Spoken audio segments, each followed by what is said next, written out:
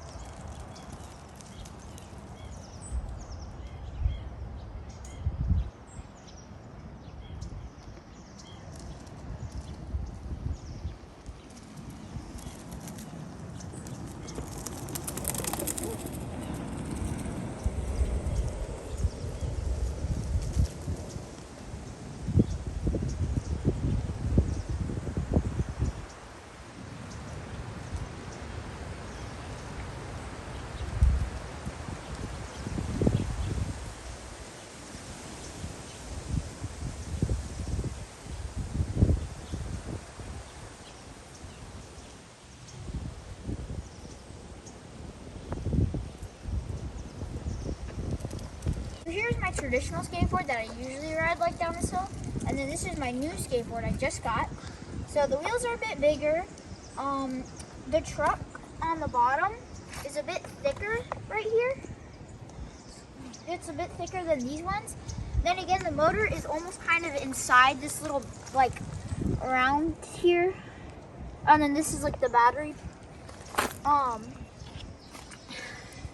It's also a bit smaller. But one thing I love about it is if it was like 2-wheel drive, it's like really easy to like lift up and it's really light. Just compared though, this one, it's a bit heavier, but otherwise they're both, this one's like a lot lighter than probably like a 2-wheel drive maybe.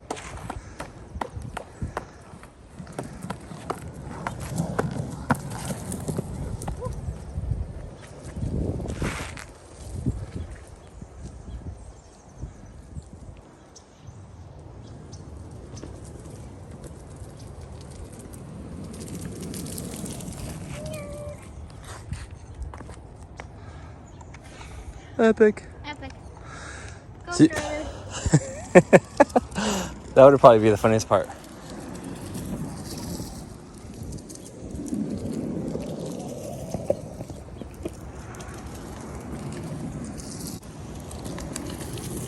should probably go over there first.